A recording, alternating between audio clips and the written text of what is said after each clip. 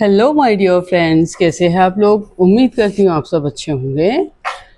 Chapter number 17 from the book Pride and Prejudice written by Jane Austen. Thank you my viewers, subscribers, मेरे channel की growth के लिए thank you very much. और मेरे channel को ऐसे ही सपोर्ट करते रहिए ताकि मेरा चैनल खूब बढ़े और हम नए नए नए अच्छे बुक्स और रीड कर सके। और कितने दिन में वीडियोस डालूं, अपलोड करूं, आप सब मुझे बताते रहिए। शॉर्ट्स चाहिए कि वीडियोस चाहिए, लॉन्ग वीडियोस चाहिए। मेरे चैनल को आप इतना सपोर्ट करें कि मैं ताकि लाइव आ सकूं जल्द से जल्द और सब ठीक। ओके, चलिए मिलते हैं हम chapter number 17। Elizabeth related to Jane the next day what had passed between Mr. Wickham and herself. Jane listened with astonishment and concern.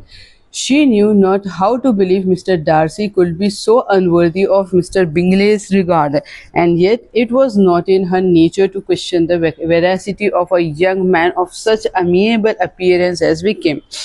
The possibility of his having really endured such unkindness was enough to interest all her tender feelings, and nothing therefore remained to be done but to think well of them both, to defend the conduct of each, and throw into the account of accident or mistake whatever could not be otherwise explained.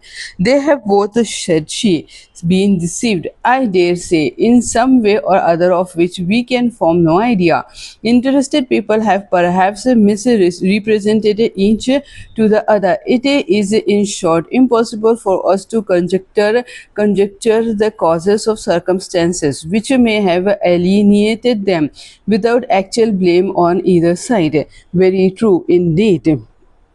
People have probably been concerned in the business. Do clear them too, or we shall be obliged to think ill of somebody.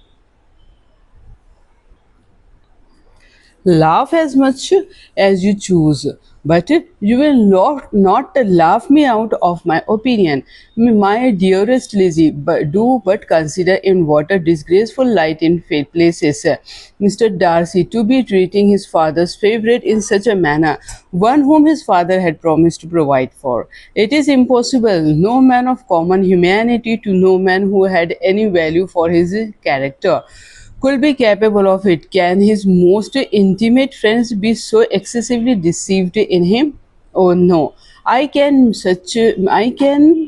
much more easily believe Mr. Bingley's being imposed on them that Mr. Wickham should invent such a history of himself as we gave him last night, names, facts, everything mentioned without ceremony. If it is not so, let Mr. Darcy contradict it. Besides, there was truth in his looks. It is difficult indeed, it is distressing. One does not know what to think. I beg your pardon, one knows exactly what to think, but Jane could think with certainty on only one point, that Mr. Bingley, if he had been imposed on, could have much to suffer when the affair became public. The two young ladies were summoned from the shrubbery where this conversation passed by the arrival of some of the very persons of whom they had been speaking. Mr. Bingley and his sisters came to give her personal invitation for the long expected ball at Netherfield, which was fixed for the following Tuesday. The two ladies were delighted to see their dear friend again called it an age since they had met, and repeatedly asked what she had been doing with herself since their separation. To the rest of the family they paid their little attention, avoiding Mrs. Bennet as much as possible, saying not much to Elizabeth and nothing at all to the others. They were soon gone again, rising from the seats with an activity which took their brother by surprise, and hurrying off as if eager to escape from Mrs. Bennet's civilities. The prospect of the Netherfield ball was extremely agreeable to every female of the family. Mrs. Bennet chose to consider it as given in compliment to her eldest daughter, and was particularly flattered by receiving the invitation from Mr. Bingley himself. Instead of a ceremonious card, Jane pictured to herself a happy evening in the society of her two friends and the attentions of their brother. And Elizabeth thought with pleasure of dancing a great deal with Mr. Wickham and of seeing a confirmation of everything in Mr. Darcy's look and behavior.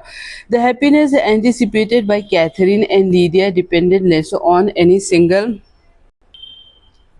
event on any particular person, for though each like Elizabeth meant to dance half the evening with Mr. Wickham. He was by no means the only partner who could satisfy them, and a ball was at any rate a ball. And even Mary could assure her family that she had no inclination for it.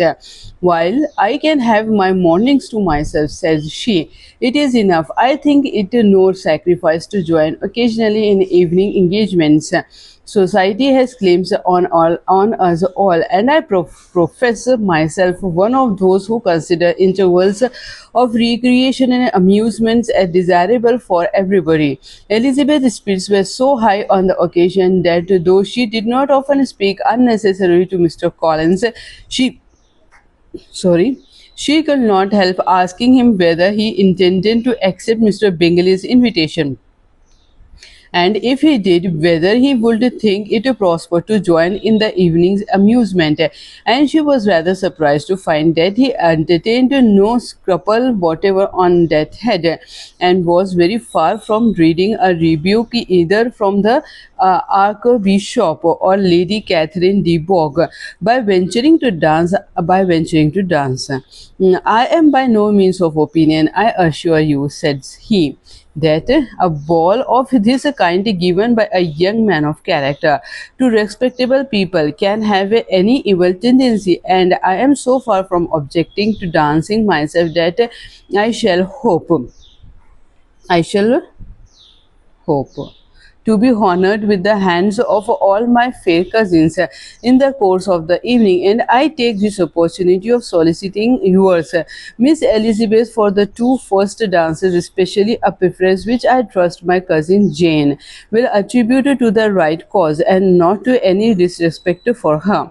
Elizabeth felt herself completely taken in. She had fully proposed being engaged by Wickham for those very dances, and to have Mr. Collins instead. Her liveliness had been never worth time. There was no help for it. However, Mr. Wickham's happiness and her own was perforce delayed a little longer, and Mr. Collins' proposal accepted with a good grace as she could. She was not the better pleased with his gallantry from the idea it suggested of something more. It now first struck her that she was selected from among her sisters as worthy of being the mistress of Hunsford parsonage and of assisting to form a quadrille table at Rosings. In the absence of more eligible visitors, the idea soon reached to conviction as she observed his increasing civilities toward herself and heard his frequent attempt to a compliment on her wit and vivacity, and though more astonished than gratified herself by his effort of her charms. It was not long before her mother gave her to understand that the probability of their marriage was exceedingly agreeable to her. Elizabeth, however, did not choose to take the hint, being well aware that a serious dispute must be the consequence of any reply. Mr. Collins might never make the offer, and till he did, it was useless to quarrel about him. If there had not been a Netherfield ball to prepare for, and talk of the younger Miss Bennet would have been in a pitiable state at this time, for from the day of the invitation to the day of the ball, there was such a succession of rain as prevented their walking to Meryton once. No aunt, no officers, no news could be sought after. The very shoe roses for Netherfield were got by proxy.